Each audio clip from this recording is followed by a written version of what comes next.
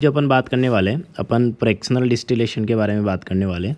तो जो डिस्टिलेशन होता है, सिंपली डिस्टिलेशन क्या होता है, सेपरेशन ऑफ टू लिक्विड्स की, दो लिक्विड है, उन दोनों लिक्विड के सॉल्यूशन में से उन लिक्विड्स को सेपरेशन करने का तरीका अपने पास क्या होता है, डिस्टिलेशन होता है। ठीक है, तो यहाँ पे अपन एग्जांपल ले रखा है कि अपने पास क्या है, solution of two volatile liquids, दो लिक्विड है ए एंड बी, उन दोनों का अपने पास क्या है, सॉल्यूशन है। और इस सॉल्यूशन में से अपने को क्या करना है, जो यहाँ पे सॉल्यूशन है इसमें ए भी प्रेजेंट है और बी भी प्रेजेंट है, और इस सॉल्यूशन में से अपने को ए और बी को क्या करना है, सेपरेट करना है। तो उसको कैसे सेपरेट करेंगे, फ्रैक्शनल डिस्टिलेशन के थ्रू अपन अभी इसमें सीखने जा रहे हैं। ठीक है, तो अभी अपन ने बोला कि दोनों लिक्विड क्या है अपने पास, वोलेटाइल लिक्विड है। अगर दोनों लिक्विड ए और बी वोलेटाइल लिक्विड है तो दोनों अपने पास क्या बनाएंगे, कुछ ना कुछ वेपर्स बनाएंगे। ठीक है, तो इस कंटेनर में जो लिक्विड है, इस लिक्विड की सरफेस के ऊपर कुछ ए की वेपर्स रहेगी और कुछ क्या रहेगी, बी की वेपर्स रहेगी। तो यहाँ पे क्या रहेगा, ए और बी की वेपर का मिक्सचर रहेगा।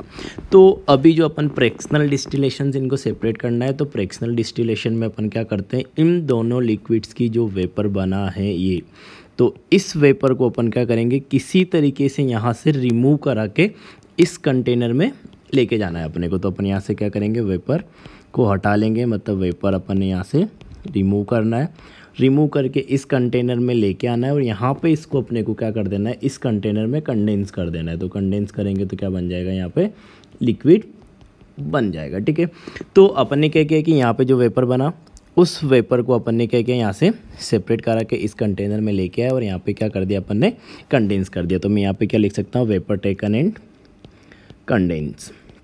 तो देखो इससे फ़ायदा क्या हुआ है कि अगर मैं बोलता हूँ कि स्टार्टिंग में मैंने जो सॉल्यूशन लिया था, तो इस सॉल्यूशन में अगर मेरे पास ए का मोल फ्रैक्शन और बी का मोल फ्रैक्शन क्या है, इक्वल है। मतलब अगर ए का जो मोल फ्रैक्शन है एक्स ए वो 0.5 है और एक्स बी का जो मोल फ्रैक्शन है वो भी कितना है, 0.5 है। मतलब मैंने दोनों को क्या किया है, इक्वल मोल में मिक्स किया है। ठीक है, और एक और चीज़ अपन यहाँ पे कंसिडर करते हैं कि अपन मान ली कि जो वोलेटाइल नेचर है, वो वोलेटाइल नेचर क्या है, ए का ज़्यादा है और बी का वोलेटाइल नेचर क्या है, कम है। तो अगर अपन बोले कि ए का वोलेटाइल नेचर ज़्यादा है और बी का वोलेटाइल नेचर कम है, मतलब यहाँ पे जो ये वेपर बना था, तो यहाँ पे जो ये वेपर बना है, इस वेपर में क्या रहेगा, ए का कंपोजिशन ज़्यादा रहेगा एज़ कम्पेयर टू बी, क्योंकि ए ज़्यादा वेपर बना रहा है, क्योंकि ए का वोलेटाइल नेचर क्या है, ज़्यादा है। तो जो ये अपने पास वेपर का मिक्सचर है, इसमें अपन बोल रहे हैं कि ए का वोलेटाइल नेचर ज़्यादा है, इसलिए ए ज़्यादा वेपर बनाएगा। मतलब जो इस वेपर के मिक्सचर में ए का मोल फ्रैक्शन रहेगा वाई ए क्या है, मोल fraction of A in vapour phase, जो वाई ए रहेगा वो ज़्यादा रहेगा किससे, वाई बी से। क्यों, क्योंकि ए ज़्यादा वेपर बना रहा है, मतलब उसके मोल्स क्या रहेंगे, जो वेपर मिक्सर है उसमें ज़्यादा रहेंगे, मोल ज़्यादा रहेंगे, मतलब मोल फ्रैक्शन भी क्या रहेगी, ज़्यादा रहेगी। तो अपने यहाँ से देखा कि अगर ए ज़्यादा वोलेटाइल है, मतलब वेपर फेज में ए के मोल ज़्यादा रहेंगे, मतलब ए का मोल फ्रैक्शन क्या रहेगा, ज़्यादा रहेगा। अब अपन ने क्या किया कि जो ये वेपर था, इसी वेपर को अपन इस कंटेनर में लेके आए और इसको अपन ने क्या कर दिया, कंडेंस कर दिया। तो जब ये अपने पास लिक्विड है, तो इस लिक्विड में क्या ए प्रेजेंट है, तो ए के मोल फ्रैक्शन को अगर मैं लिख दूँ एक्स ए डेस, बी भी प्रेजेंट है तो बी के मोल फ्रैक्शन को मैं लिख दूं क्या, एक्स बी डेस। तो जो एक्स ए डेस रहेगा वो किसके बराबर रहेगा, वाई ए के बराबर रहेगा। क्यों, क्योंकि यहाँ पे जो ये वेपर था, इसी वेपर को अपन ने कंडेंस करके क्या बनाया, लिक्विड बनाया। इसी वेपर को कंडेंस करके अपन ने लिक्विड बनाया। तो इस वेपर में जो कंपोजिशन था वाई ए वाई बी, वही कंपोजिशन तो क्या रहेगा, इस लिक्विड में रहेगा। इसीलिए अपन क्या बोल रहे हैं कि जो ए का इस केस में मोल फ्रैक्शन रहेगा वो किस में के बराबर रहेगा, इस वाले केस में जो वेपर फेज में ए का मोल फ्रैक्शन है। इसी तरीके से अपन क्या बोल सकते हैं कि इस वाले लिक्विड में बी का जो मोल फ्रैक्शन रहेगा वो किसके बराबर रहेगा, इस वाले कंटेनर में जो वेपर है उसमें वेपर में बी का मोल फ्रैक्शन कितना है, क्योंकि लिक्विड किससे बना है, इस वाले केस में जो वेपर है उसी से बना है।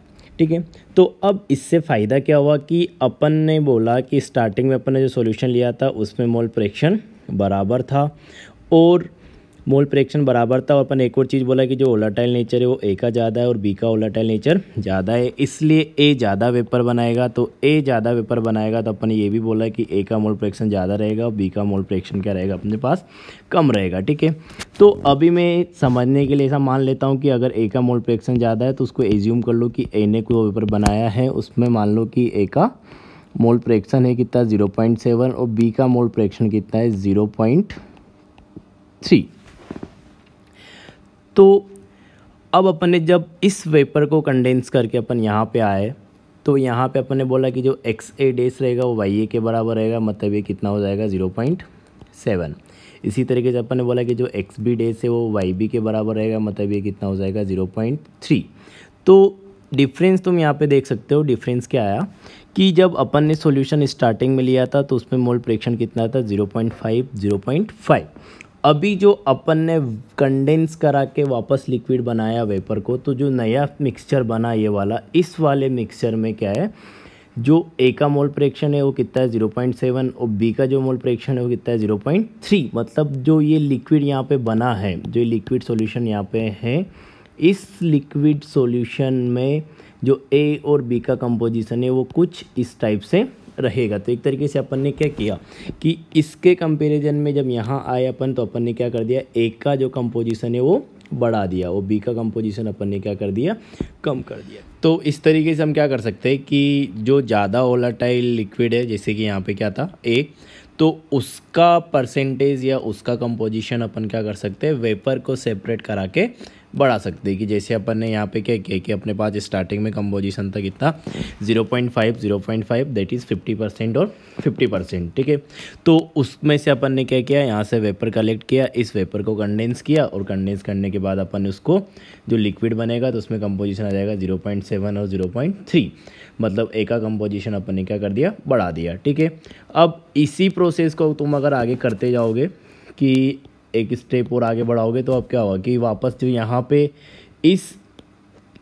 जो यहाँ पे लिक्विड बना है, इस लिक्विड को वापस जो वेपर बनेगा उस वेपर को तुम क्या करो, वापस कलेक्ट करो, इसको कलेक्ट करके वापस आगे ट्रांसफ़र करो, आगे ट्रांसफ़र करके फिर कंडेंस करो। तो जो अगला केस आएगा उसमें क्या होगा, कंपोजिशन क्या होगा 0.7 से भी ज़्यादा होगा ए का। क्यों, क्योंकि ए यहाँ पे फिर ज़्यादा, ए जो है यहाँ पे फिर ज़्यादा वेपर बनाएगा, तो जब यहाँ पे अपन उसको कंडेंस करेंगे तो ए का कंपोजिशन क्या रहेगा, ज़्यादा रहेगा। ठीक है, तो इस तरीके से तुम जब स्टेप बाय स्टेप आगे जाते जाओगे तो एक टाइम ऐसे आएगा कि जो ए का कंपोजिशन है वो लगभग 100 के आसपास हो जाएगा और जो बी का कंपोजिशन है वो लगभग क्या हो जाएगा, नेग्लिजिबल हो जाएगा। तो इस तरीके से अपन क्या करते हैं, स्टेप बाय स्टेप वेपर को सेपरेट कराते जाते हैं और जो एक ज़्यादा वोलेटाइल लिक्विड रहेगा उसका कंपोजिशन बढ़ता जाएगा और जो लेस वोलेटाइल लिक्विड है उसका कंपोजिशन क्या हो जाएगा, कम हो जाएगा। और कुछ सर्टेन स्टेप्स के बाद क्या होगा, जो वोलेटाइल लिक्विड है ज़्यादा वही बचेगा, मतलब ज़्यादातर क्वांटिटी उसी का रहेगा लगभग 100% के आसपास। तो जो लेस वोलेटाइल है उसका जो क्वांटिटी है वो लगभग क्या हो जाएगा, नेग्लिजिबल हो जाएगा। तो इस टाइप से अपन क्या कर सकते हैं, दो लिक्विड को सेपरेट करा सकते हैं। तो फ्रैक्शनल डिस्टिलेशन में अपन क्या करते हैं, इसी तरीके से सेपरेट कराते हैं दो लिक्विड्स को। ठीक है, अब आगे जब अपन बात करेंगे तो आगे अपन बात करेंगे कि इनसे रिलेटेड न्यूमेरिकल्स किस टाइप के। तो जो दो बेसिक क्वेश्चन है वो ये है कि पहला तो क्या है कि what is the composition of the distillate, कि डिस्टिलेट जो है उसका कंपोजिशन क्या होगा। ठीक है, दूसरा जो क्वेश्चन है वो आ सकता है कि vapour pressure of the distillate, की डिस्टिलेट का वेपर प्रेशर कैलकुलेट करने को तुमको बोल सकता है। तो पहली बात तो ये कि डिस्टिलेट होता क्या है, इसके बारे में अपन बात कर लेते हैं। तो अपन ने जो पढ़ा था कि अपन ने क्या किया, एक सॉल्यूशन लिया है, solution of two volatile liquids A and B, दो वोलेटाइल लिक्विड है ए एंड बी, उनका अपन ने सॉल्यूशन ले रखा है। उन दोनों सॉल्यूशन का जो अपने पास वेपर बन रहा है, ये वेपर, इस वेपर को अपन सेपरेट करा के दूसरे कंटेनर में क्या कर दे रहे हैं, कंडेंस कर दे रहे हैं। कंडेंस करने पे जो लिक्विड बन रहा है उस लिक्विड को अपन क्या बोल रहे हैं, डिस्टिलेट। तो जो डिस्टिलेट होता है वो क्या होता है कि जो अपन ने सॉल्यूशन ले रखा है उस सॉल्यूशन की वेपर को कंडेंस करके अपन जब नया लिक्विड बनेगा, ये वाला लिक्विड, तो इस लिक्विड को अपन क्या नाम देते हैं, डिस्टिलेट देते हैं। ठीक है, तो जो क्वेश्चन है तुम्हारे पास, तो क्वेश्चन क्या है कि calculate the composition of the distillate. Distillate की कंपोजिशन कैलकुलेट करना है, मतलब तुमको एक तरीके से क्या कैलकुलेट करना है, एक्स ए डेस और एक्स बी डेस तुमको क्या करना है, कैलकुलेट करना है। अब क्योंकि जो ये लिक्विड है ये बना किससे, ये वाला लिक्विड बना है यहाँ पे जो वेपर है उससे, तो इस वेपर से बना है, मतलब यहाँ पे जो वेपर फेज में कंपोजिशन रहेगा जो कि क्या है अपने पास वाई ए और वाई बी, वही यहाँ पे क्या रहेगा एक्स ए डेस और एक्स बी डेस रहेगा। ये अपन पहले भी देख चुके हैं कि जो एक्स ए डेस है वो किसके बराबर होता है, वाई ए के बराबर, और जो एक्स बी डेस है वो किसके बराबर होता है, वाई बी के बराबर। तो मतलब तुमको ये समझ में आना चाहिए कि तुमको अगर डिस्टिलेट का कंपोजिशन पूछा जाता है, मतलब तुमको क्या निकालना है, जो सॉल्यूशन गिवन है उसका वेपर फेज का कंपोजिशन निकालना है, और वही वेपर फेज का कंपोजिशन क्या हो जाएगा, डिस्टिलेट का अपने पास कंपोजिशन हो जाएगा। ठीक है, तो अब अपने के पास ये है कि अपन किस तरीके से ये जो वाई ए और वाई बी है इस लिक्विड के लिए इसको अपन कैलकुलेट करेंगे। तो इस वाई ए और वाई बी को कैलकुलेट करने के लिए अपन क्या करते हैं, राउल्ट्स लॉ का यूज़ करते हैं, और साथ में क्या करेंगे अपन, Dalton's law of partial pressure का भी यूज़ करेंगे। तो देखो किस तरीके से अपन वाई ए और वाई बी को कैलकुलेट कर सकते हैं। हमको ध्यान रखना वो ये कि जो डिस्टिलेट का कंपोजिशन होता है जिसको अपन क्या बोल रहे हैं अपन यहाँ पे एक्स बी डेस और एक्स ए डेस, तो एक्स ए डेस और एक्स बी डेस की जो वैल्यू होती है वो ओरिजिनल सॉल्यूशन में जो वेपर फेज का कंपोजिशन है उसी के बराबर होता है। तो ओरिजिनल सॉल्यूशन में जो वेपर फेज का कंपोजिशन है उसको अपन किससे लिखते हैं, वाई ए और वाई बी। तो एक्स ए डेस और एक्स बी डेस बराबर रहेगा किसके, वाई ए और वाई बी के बराबर। वाई ए और वाई बी का है composition of vapour phase of original solution. Original solution मतलब जहाँ से अपन स्टार्ट किया था ये वाला सॉल्यूशन। तो हम लोगों को जो ये वाई ए और वाई बी कैलकुलेट करना है तो इसके लिए अपन वही राउल्ट्स लॉ का यूज़ करेंगे। तो अपने को पता है कि यहाँ पे जो ए का वेपर बना है वो यहाँ पे जो लिक्विड सरफेस है इसके ऊपर कुछ ना कुछ प्रेशर लगाएगा, उसको अपन क्या बोल देते हैं, पी ए। तो जो ये ए के वेपर का प्रेशर है पी ए को लिखा जाएगा क्या, P A not into X A. इसी तरीके से जो बी का वेपर बनेगा वो भी क्या करेगा, कुछ प्रेशर लगाएगा, उसको मैं लिख देता हूँ क्या, पी बी। तो जो पी बी रहेगा उसको अपन लिख सकते हैं क्या, P B not into X B. तो जो टोटल प्रेशर रहेगा लिक्विड की सरफेस पे, तो राउल्ट्स लॉ के अकॉर्डिंग टोटल प्रेशर कितना आ जाएगा, total pressure equal to P A plus P B equal to P A not into X A plus P B not into X B. तो ये अपने पास आ गया कि लिक्विड सरफेस के ऊपर वेपर टोटल कितना प्रेशर अप्लाई कर रहा है। अब अगर अपन बात करें यहीं पे Dalton's law of partial pressure, तो Dalton's law of partial pressure, तो इसके अकॉर्डिंग क्या होता है कि जो एक गैस का जो पार्शियल प्रेशर होता है, तो गैस का जो पार्शियल प्रेशर होता है वो mole fraction into P total होता है। तो यहाँ से अपन क्या कर सकते हैं, पार्शियल प्रेशर बता सकते हैं किसी गैस का एक मिक्सचर में।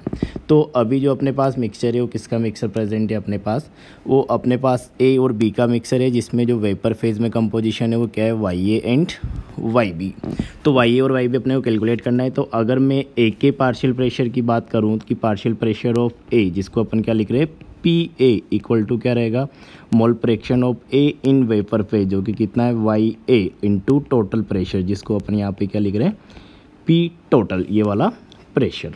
इसी तरीके से जब अपन बी के पार्शियल प्रेशर की बात करेंगे तो बी का पार्शियल प्रेशर क्या है यहाँ पे, पी बी। तो पी बी इक्वल टू क्या हो जाएगा, मोल फ्रैक्शन ऑफ बी, जो कि अपने पास क्या है वेपर फेज में, वाई बी इंटू क्या जाएगा अपने पास, पी टोटल।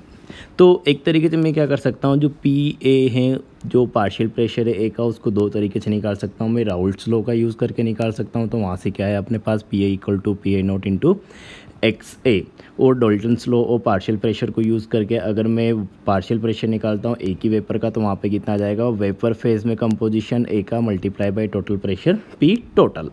इसी तरीके से बी के लिए अगर अपने को पार्शियल प्रेशर निकालना है तो राउल्ट्स लॉ का यूज़ करेंगे, तो अपने पास आ गया क्या, P B not into mole fraction in liquid phase, जो कि क्या है अपने पास, एक्स बी। और इसी तरीके से अपन बी डाल्टन्स लॉ और पार्शियल प्रेशर का यूज़ करेंगे, तो वहाँ पे अपने पास क्या आ जाएगा, partial pressure of B equal to mole fraction of B in vapour phase multiply by P total.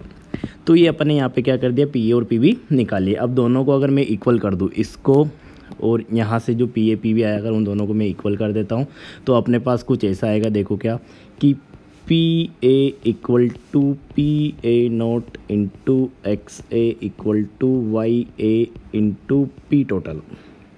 ऐसे ही बी के लिए लिखेंगे तो P B equal to P B not into X B Y B into P total.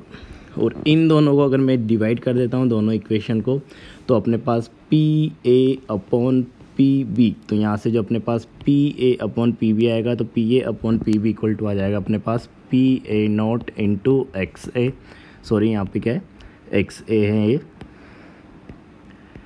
Divided by P B naught X B equal to, यहाँ से आ जाएगा अपने पास Y A into P total divided by Y B into P total. तो यहाँ से क्या होगा, ये पी टोटल से पी टोटल तो क्या हो जाएगा, कैंसिल हो जाएगा। तो यहाँ से अगर ध्यान से देखोगे तो अपने पास Y A into Y B का वैल्यू आ जाएगा कि Y A upon Y A upon Y B equal to आ जाएगा अपने पास क्या, P A not into X A divided by P B not into X B, ठीक है।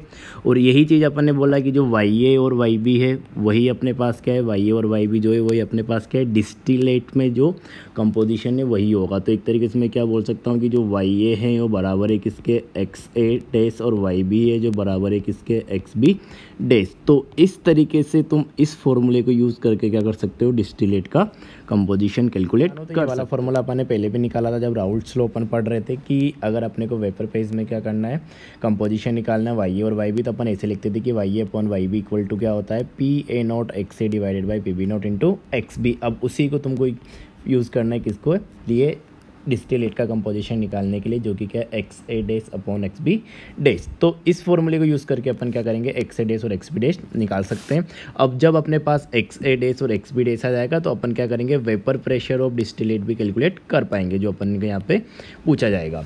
तो अगर मेरे को क्या करना है, डिस्टिलेट के लिए वेपर प्रेशर निकालना है कि P total vapour pressure of distillate, तो डिस्टिलेट का वेपर प्रेशर निकालना है तो अपन वापस क्या करेंगे, राउल्ट्स लॉ का यूज़ करेंगे। तो पी टोटल इक्वल टू अपने पास वही आ जाएगा, P A not into X A dash, यहाँ पे क्या आएगा, एक्स ए डैश आएगा। एक्स ए डैश क्यों हो रहा है, क्योंकि अभी अपन क्या कर रहे हैं, डिस्टिलेट की बात कर रहे हैं। इसी तरीके से अपने पास क्या आ जाएगा कि P B not into X B dash, तो ये क्या आ जाएगा, जो डिस्टिलेट है उसका वेपर प्रेशर आ जाएगा। डिस्टिलेट का वेपर प्रेशर मतलब जो अभी यहाँ पे ये डिस्टिलेट बना था, ये डिस्टिलेट भी क्या होगा, वापस वेपराइज होगा। वेपराइज होकर क्या बनाएगा, जो वेपर बनाएगा वो वेपर इस डिस्टिलेट की सरफेस पे कितना प्रेशर लगाएगा, उसको अपन क्या बोल रहे हैं, वेपर प्रेशर ऑफ डिस्टिलेट, जो कि क्या दिया जाएगा अपने पास, P total equal to P A not into X A dash P B not into X B dash.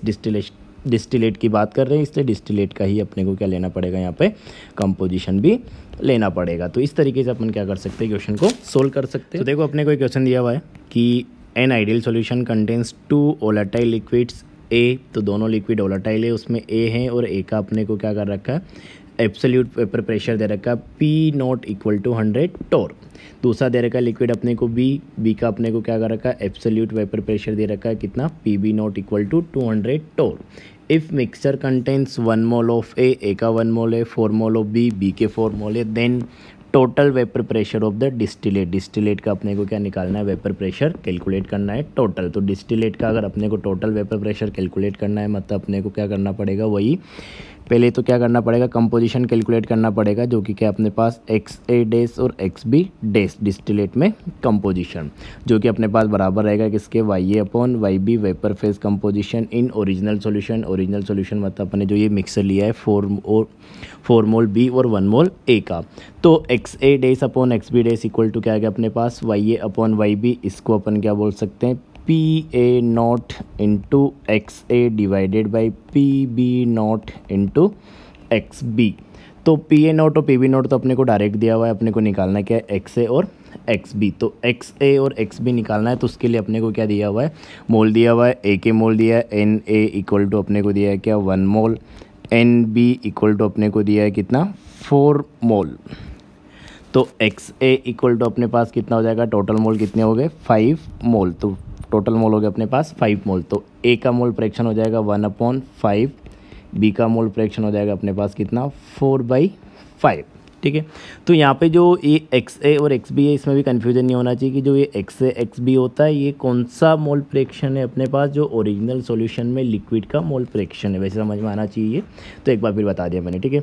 तो एक्स ए निकाल लिया अपन ने, एक्स बी निकाल लिया, अब अपने को क्या निकालना है, एक्स ए डैश और एक्स बी डैश। तो इस फॉर्मूले को यूज़ करें अपन तो अपने पास X A dash upon X B dash equal to क्या है, P A not into X A, P A naught अपने को कितना दिया था 100 इंटू एक्स से अपने को कितना निकाला 1/5 divided by P B nought अपने को कितना दिया हुआ है 200, तो 200 मल्टीप्लाई बाई एक्स बी जो कि दिया अपने को कितना 4/5। तो यहाँ से कैलकुलेट करोगे तो आ जाएगा तो हमारे पास, इससे ही कैंसिल हो जाएगा, इससे ही कैंसिल हो जाएगा, तो ये बचेगा अपने पास कितना 1/8। तो एक तरीके से अपने पास जो डिस्टिलेट में X A dash upon X B dash से वो कितना आ गया अपने पास 1/8। तो यहाँ से अगर तुम देखोगे तो अपने को पता है कि एक मिक्सर है, उसमें दो ही कंपोनेंट है ए और बी। तो एक तरीके से जो X A dash plus X B dash जो रहेगा उसकी वैल्यू तो क्या रहेगा 1 रहेगा, क्योंकि जो मोल फ्रैक्शंस होता है उनका समेशन किसके बराबर होता है 1 के बराबर होता है। तो इन दोनों को अगर तुम यूज़ करके सोल्व करोगे तो यहाँ से अपने पास एक्स ए डेज का वैल्यू आ जाएगा अपने पास कितना 1/9 और एक्स बी डेज का वैल्यू आ जाएगा अपने पास कितना 8/9। एक और तरीके से देख सकते थे कि अपने पास क्या है, अगर एक्स ए का 1 मोल है तो एक्स बी के कितने मोल रहेंगे 8 मोल रहेंगे, क्योंकि दोनों का रेशियो कितना है 1:8। तो टोटल मोल कितना हो जाएगा 9। तो ए का मोल फ्रैक्शन आ गया अपने पास कितना 1/9 और बी का आ गया अपने पास कितना 8/9। तो ये डिस्टिलेट में अपने पास क्या आ गया ए और बी का कंपोजिशन आ गया, ये आ गया अपने पास composition of A and B in distillate. अब अपने से पूछा क्या है वेपर प्रेशर ऑफ डिस्टिलेट, तो अपने को वेपर प्रेशर निकालना है, तो अपन क्या करेंगे वही P total equal to PA naught into XA days plus PB naught into XB days। तो PA अपने पास कितना था 100, तो 100 इंटू 1/9 प्लस ये कितना था PB नोट 200 इंटू 8/9। तो इसको सोल्व करोगे तो अपने पास तो आ जाएगा तुम्हारे पास 188.88 टोर। तो इस तरीके से तुम क्या कर सकते हो डिस्टिलेट से रिलेटेड प्रॉब्लम्स को सोल्व कर सकते हो।